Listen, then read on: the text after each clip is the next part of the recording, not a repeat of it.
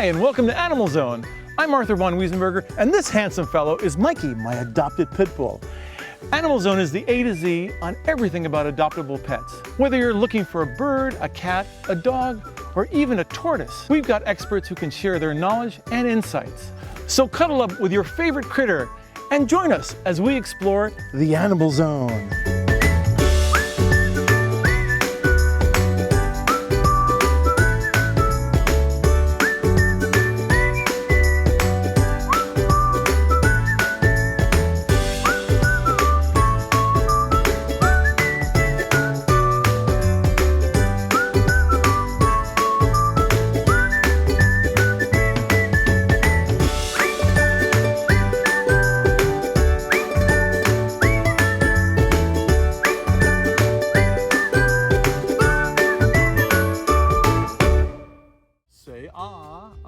As in Animal Zone. Hey, this week on Animal Zone, we've got a great episode. We're going to be visiting with Dina Eastwood. She's the former wife of Clint Eastwood, and we're going to go up to her house in Pebble Beach and see some of her amazing pugs.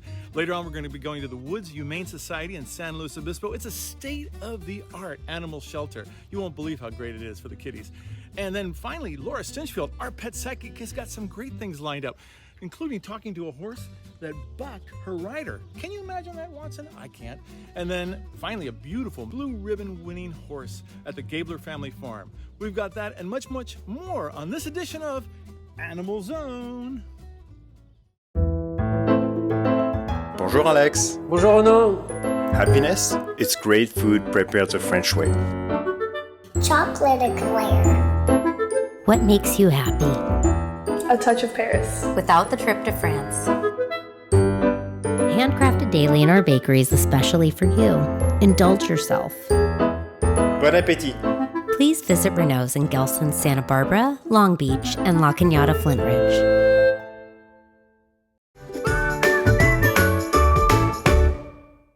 Well, we're here with Dina Eastwood and her husband Scott Fisher at their beautiful home here in Pebble Beach, surrounded by dogs. My gosh. So many dogs. This is dog heaven. And you are known for your pug attraction. Tell me about, well, this one is something else. Tell me a little bit about your pugs. Oh my gosh, my pugs are the greatest thing to happen to me.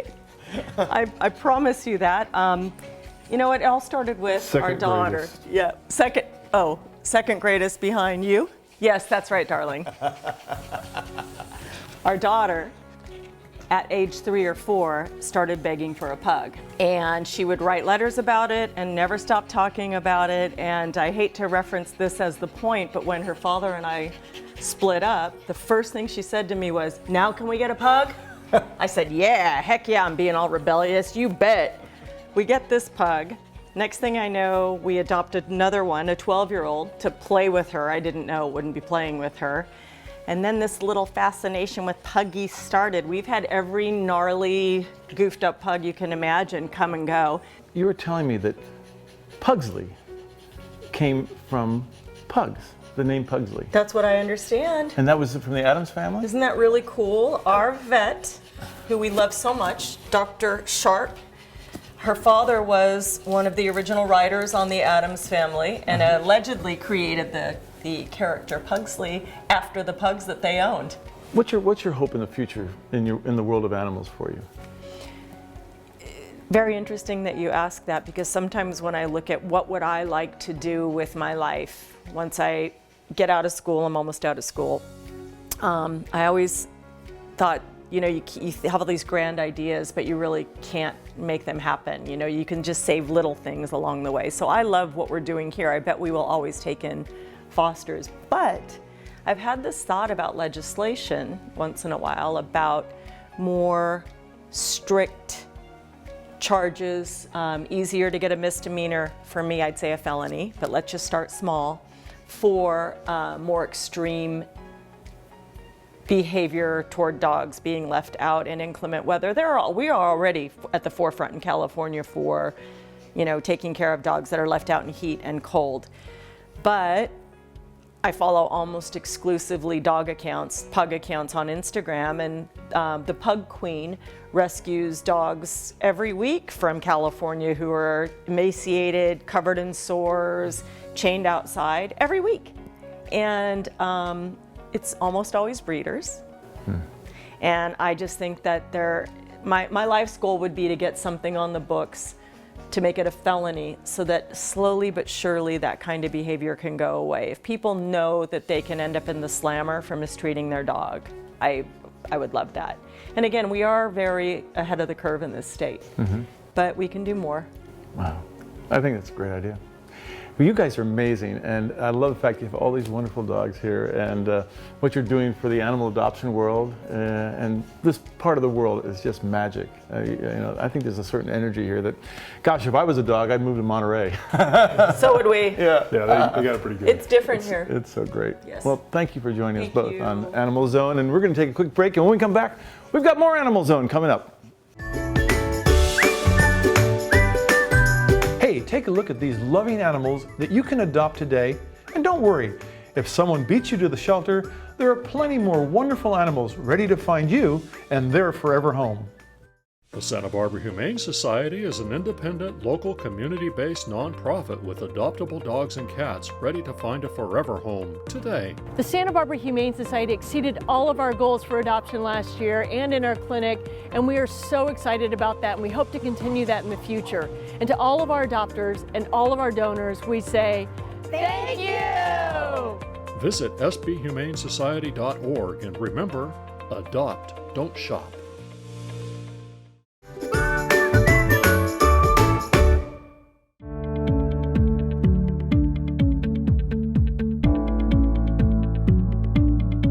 We're here with Steve Kragenbrink, who is with the Woods Humane Society, and we're so thrilled to be in here, and we're in the cat area, right? We're in our cattery. It's a new cattery. We built it a couple of years ago, and it's really been helping us reduce that length of stay that we have for the cats, creating a comfortable environment for them, reducing their stress levels, and making them more adoptable. Well, just looking around, I think if I was a cat, I'd just want to stay here. It's so Exactly. comfortable. They have their own little rooms, and they sometimes are together with other cats. Does this help in the socialization of cats? I would say it helps with the socialization aspects of cats that are already social. Some cats, they might not necessarily want to be around other cats. They might not even know that they're cats. And so, we do have areas that can accommodate those types of animals as well. But what it's really helped with is when that potential adopter is coming into a shelter and they're trying to find their new best friend, they can come into a really comfortable environment, sit down, relax, spend some time with the cats in a comfortable environment where they're comfortable as well. And really we're able to make those matches a lot quicker. And I think they're it's more of like a meaningful match that happens as well. And you also have an area for dogs, right? We do. We have dogs and cats here at Woods Humane Society, and we have 2 wonderful kennels full of dogs.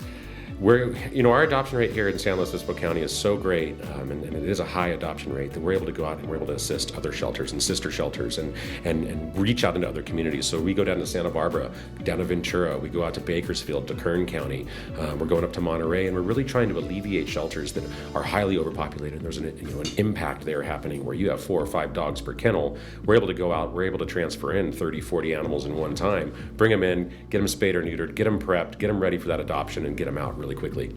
How many have you had adopted in the last year? Our numbers do fluctuate. We're constantly growing. Right now we're about 3,700 annually. We do have 2 facilities. We have our facility in San Luis Obispo, and then in Atascadero is only cats. But we always say not necessarily what we've done, but what can we do? We adopted out 3,100 animals a few years ago. Let's do 32. Let's see what happens. Let's keep pushing that high water mark and seeing how many lives we're going to save, because that's what it really comes down to, is that level of impact. It's about saving lives. So what's your dream for the future? I would like to put ourselves out of business. I would like to show up and not have a single animal in the shelter. We have been able to do that actually with a couple of promotions that we've run, which I'm very proud to say that we've been able to do that. But I think that if we could create that community where we don't have these animals in shelters. Now I understand there is that need for animals that are displaced, maybe through a death in the family, or maybe through their owner just not being able to provide ongoing care for them, whatever that reason might be. But I think if we could curb that euthanasia, if we could decrease overpopulation in our community and in communities all over the state of California and beyond, I really feel like that's where my dream is at. More shelters in the state working together and creating that network where we're able to move animals around and save lives. That's what I feel like my dream and my focus is. Well, it's great being here at, I think it's Club Med for kitties right now. And appreciate you having us in here today, Steve. Welcome. Great. We're going to take a quick break. When we come back, we've got more AnimalZone. Hey, take a look at these loving animals that you can adopt today. And don't worry, if someone beats you to the shelter, there are plenty more wonderful animals ready to find you and their forever home. Every morning you could count on it being there with the rise of the sun. We're proud to say we've been there every day with you. The Santa Barbara News Press plans to continue sharing the news of the day with you all through the year and beyond. It's nice to know there are some things you can still count on. The Santa Barbara News Press, serving Santa Barbara since 1855. Subscribe today. Call 1-800-654-3292. Care for Paws was started in 2009 with the goal to reduce pet overpopulation and keep animals out of shelters, and also to ensure that pets can stay with their owners for life. We, from the get-go, established a free spay and neuter program that would help low-income pet owners fix their pets. So we provide shots, microchips, dewormer, flea treatment. We also have a veterinary intervention program. It's a way for us to help improve the quality of life for the animal as well for the owner, because when an animal suffers in the family, so does the rest of the family.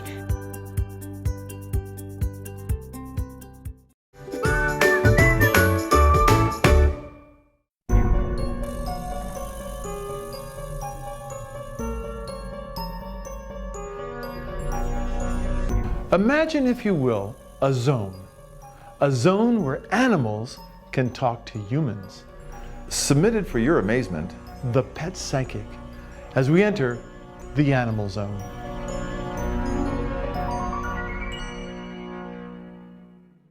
Today we're at Willow Creek Ranch in Santa Paula with Laura Stinchfield, the pet psychic. And we got Valerie, who's an educator, and her beautiful horse, Tyson.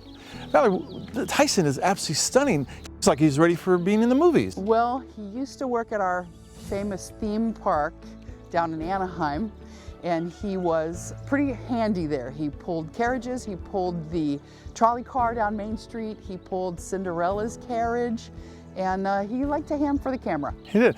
Now it looks like maybe he was pulling your leg too.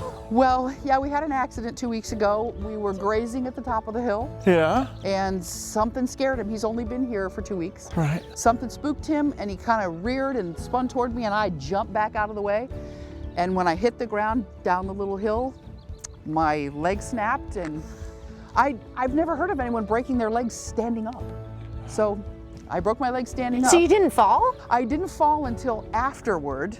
I was standing there going, no, no, and he was spooking, so he blasted past me. I thought I was out of the way, and just at the last minute, his big batoot hit my shoulder and launched me. So I tucked my head and got ready and, you know, did the tuck and roll. But you guys are still friends? Oh, of course. I love my baby head.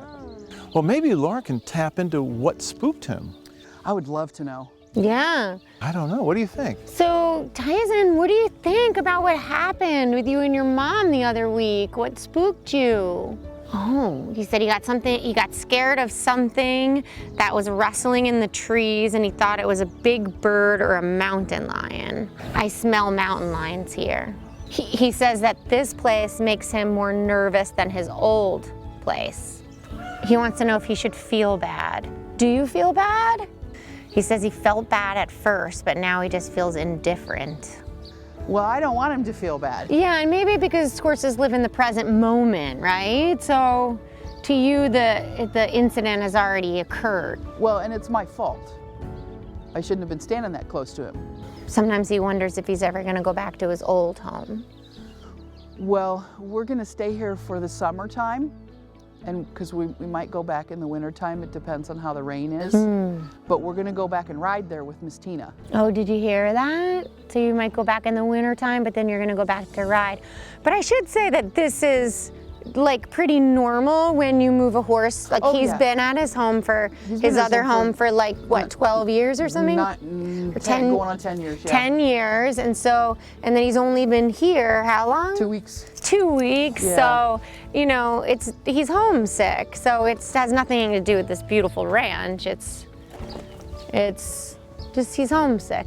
Well, my friend told me that it's about 3 months for horses to really feel like they're in their new space, in their new home. So it's gonna take some time for you to learn the ranch and learn all those hiding places and the routine of it here. Does he know that, has he heard from Hank? Because Hank's up on the... Oh yeah, and so... See if he's heard from Hank. So do you wanna tell them who Hank is? So Hank is a big Brahma Angus mix. It's kind of a long story, but on the day he was born, I was driving down the road and I went, why is there a baby little deer with the black Angus cows? And I drove up closer and it was a tiny newborn calf. He was still wet from being born. And I walked up to the fence and don't you know, he walked right up, looked me right in the eye, and I was like, oh my gosh, you're gorgeous. I'm gonna call you Handsome Hank. I don't know if you like that name or not, but that's gonna be what I'm gonna call you. And so every day, anytime I saw him, I would stop and talk to him and he would look right at me. And then a couple years go by and I see the ranchers and I'm like, what are you doing? And they're like, oh, we got to figure out how to catch Hank. We got him sold. I go, you got him sold? Well, yeah, he's been running through fences, so we're gonna have him. I said, who'd you sell him to? Oh, we're gonna sell him to the butcher. And I'm like, oh no, we won't be doing that. And I never have my checkbook in my pocket. And I was like, here's my checkbook. How much right now? And they're like, you're crazy. You can't just. And I'm going, oh yes I can, and I am right now. How much? How much is the butcher giving you? I'll give it to you. You want $100 extra? What do you want? So the guys sold him to me, and then I spent some months trying to find a place to put him. And Marianne, bless her heart, said, you can board him here. So he's back there with a couple of cows in this paradise. And when we were working on the transition, I had him in a pen and he was really unhappy. So I would bring Tyson to graze with him. And the two of them would be kind of together and... He's gorgeous, this Angus, he's gorgeous. And Laura talked to him and said, oh, Hank really likes Tyson. He said Tyson has a good heart. So I was hoping that when they got here, they'd be able to communicate with each other and see each other a little bit. Thanks for inviting us out here at beautiful Willow Creek Ranch. Well, it's my pleasure and my honor. I'm so grateful to get to share him with anyone who wants to be with horses. Terrific. We're gonna take a quick break, and when we come back, we got more Animal Zone coming right up. My grandfather taught me about the beauty of the rugs. Each one tells a story. Story about the person who wove it, the person who bought it, the person who inherits it, the person who treasures it. It's amazing how simply looking at an object can bring you back to a different place and time, or remind you of someone you love. At Santa Barbara Design Center, we want to help you find a rug that will travel through time with your family for generations to come. Visit us at 410 Olive Street and find your treasure today.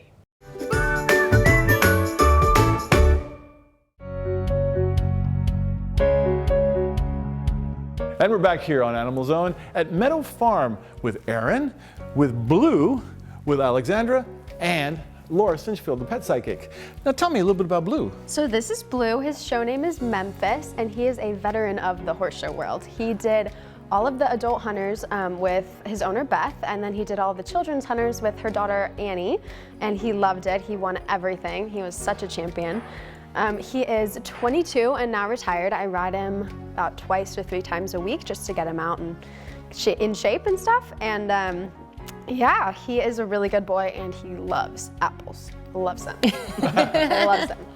Now, a show horse has a lot of exercise. Yes. It does a lot of work. It probably has a few injuries or a few aches and pains, right? I think maybe. Is that where Alexandra comes in? Yes, she is a massage therapist for our horses. How does that work, Alexandra? So I'm a human massage therapist. I'm nationally board certified, and I grew up in Germany with horses, so I wanted it to transfer it to the horses. And horses can get stress points like we do, like trigger points, from jumping and trailering. I work with a lot of show horses, 3-day renters, who have muscle problems. A lot is in the shoulders. Right here, there's a big muscle, the serratus. There's a lot of fascial tissue. So they can get a lot of stress points in here. They get a lot of stress points right here as the last rib. There is a really big point right in here, an acupressure point, and that releases the back, and you can see he's already getting a little relaxed. He likes it. Yeah, if you can see he's lowering his head and sort of closing his eyes a little bit. It all depends. I figured out a lot of horses have the same problem. A lot is in the shoulders, a lot is in the pelvic. Some of them, the jumpers and the dressage horses, get really tight hamstrings. So there is, right here is the ischium. So underneath here is an attachment. So I do cross fiber, direct pressure. We do compressions and stretches and rotations. And he is already, I got a release from him, the licking. Well, maybe Laura can kind of tell us what he's thinking about all this. Yeah, so what do you think?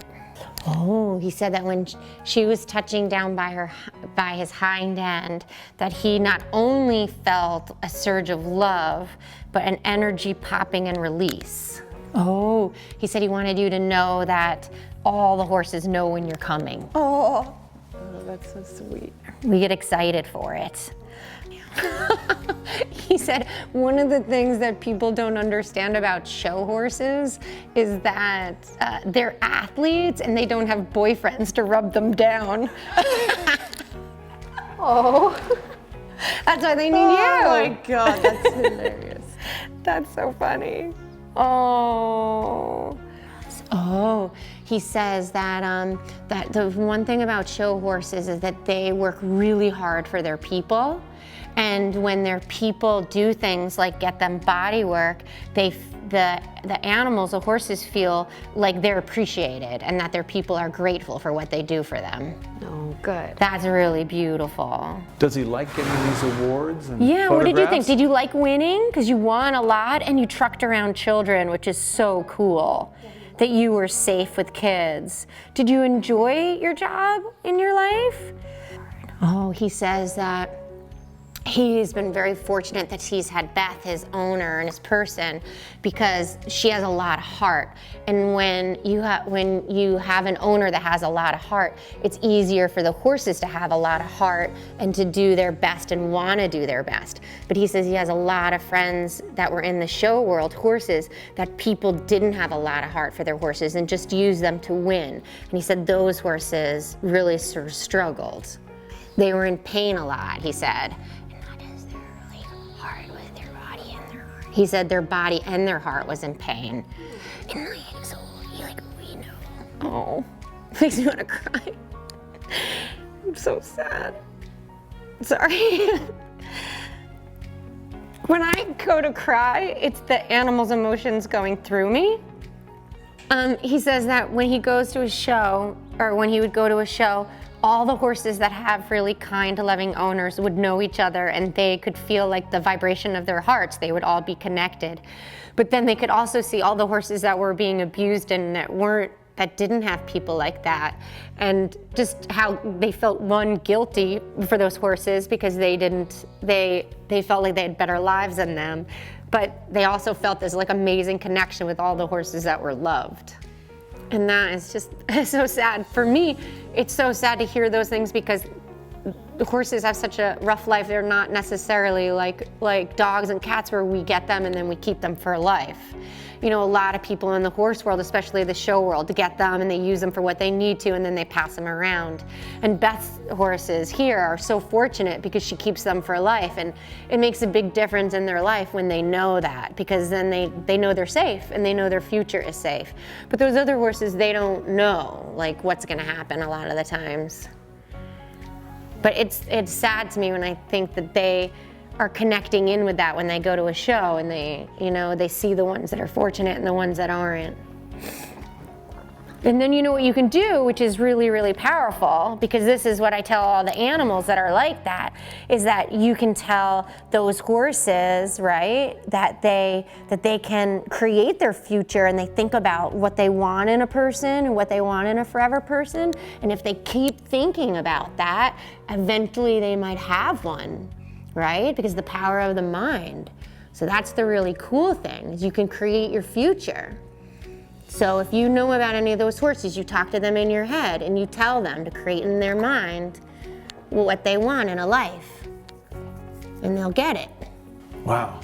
That's so yeah, great. I know. Good boy, Blue. Yeah, boy, thank you for sharing all that. Could you ask him why he's cribbing? Sure. He's been doing it for years. Do you want to explain what cribbing is to people so that they know? They're basically suck air. That's the basic anatomical term. And they're usually so biting, they're grabbing or biting something, like the fence post or like on the stalls, and then they're. So you can see they get really thick muscles. Yeah. And then it becomes addictive. Mm. Yeah, so then it's hard to stop. Why are you cribbing? Do you know why you're cribbing? He wants to know, what do you mean it's addictive? Addictive means like you can't stop even if like it's not something physical in your body of why you're doing it. It's almost become like an emotional addiction to it. Do you think all the pain that you saw from the horses in your life is making you stressed out and that's why you're doing it? Because if that's why, you better let that go. You don't need to let that go. Enjoy your life. He says also sometimes his neck hurts. And when he says sometimes when he sucks, it makes the pain go away there. And it's like here. Honey, I don't think that's gonna make the pain go away. I think that's gonna make the pain eventually worse. I think if you release that, but you're really good at licking and chewing and yawning and lowering your head. I think if you could maybe, when you feel like cribbing, lick and chew and lower your head and then go into your heart and send love out into the world and feel the love coming back to you, I think that will help heal you and let all that stress go. Because you don't need to hold some of that stress. You're very compassionate. It's very cute how compassionate you are. But you don't have to hold that in your body. So if you're holding it, let it go and like enjoy. Right in here, on this side or the other side? On this side. He says sometimes he would get hit by the bit and it could hurt him back there. I want you to breathe into that then instead of cribbing, because that's not gonna help you. It's just gonna make things worse. He says there's so much to think about all the time. Oh. Kind of like life, isn't it? Just feel the present moment, but not worry about it.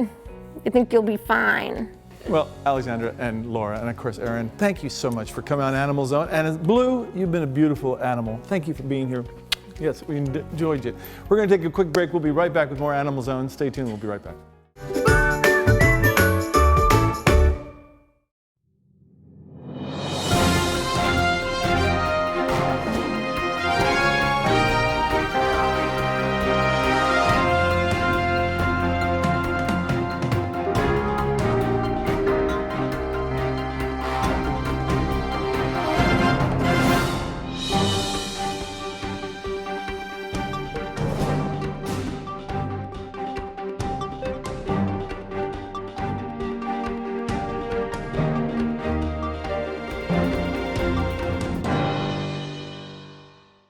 Unfortunately, disasters can strike at any time, and it's very important that you and your pets are prepared to leave at a moment's notice. And Sam's going to guide us through a couple of resources and things we can put together during that time. So a few things that are a necessity: leash and collar. Collar should always be on your dog. Recommend a personalized name tag and a microchip, and to just make sure your microchip information is registered to your current address and phone number. It's good to have that all in a folder so you can have all your medical notations easy, right, available. Crate, place for your pet to sleep. Bowls, food and water, 3-day supplies recommended. For cats, obviously you need your litter box, and then high valuable toys that they tend to gravitate towards so that they have that comfort in the high stress time. Good way to store this all for the dog is just put all the supplies in the crate. Get your leash and collar on your dog, carry your crate, you're good to go. For the cat, have a little bag set aside with all your supplies in that, so the crate is available for the cat to go in, bag, crate, and you're good to go. Santa Barbara Humane Society also offers a vaccination clinic, so if you need your pets updated on their vaccinations, you can get that from us. Put that in your folder when you're ready to head out. We also offer emergency boarding during times of disaster, and you can check out FEMA.gov for a full list of the items that you need to put together in your kit.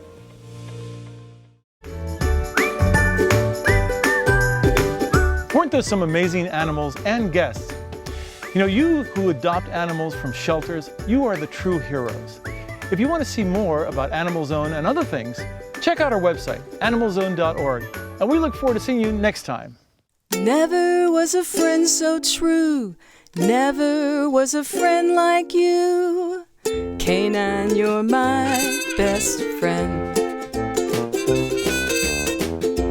Canine of mine, friend for all time. So glad you're my best friend. Through thick and thin, we'll see things through. Canine of mine, so true. Did I find you or did you find me? Either way, it's still serendipity. When I saw you, it was plain to see you weren't just another lassie wannabe. Oh, all time. I'm so glad you're my best friend.